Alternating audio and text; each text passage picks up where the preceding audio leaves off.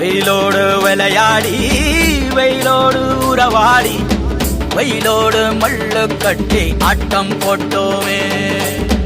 எண்டூரு நெறிவூரு கருவேலங்காட்டோரம் அத்தானை சுத்தி சுத்தி வட்டம் போட்டோமே.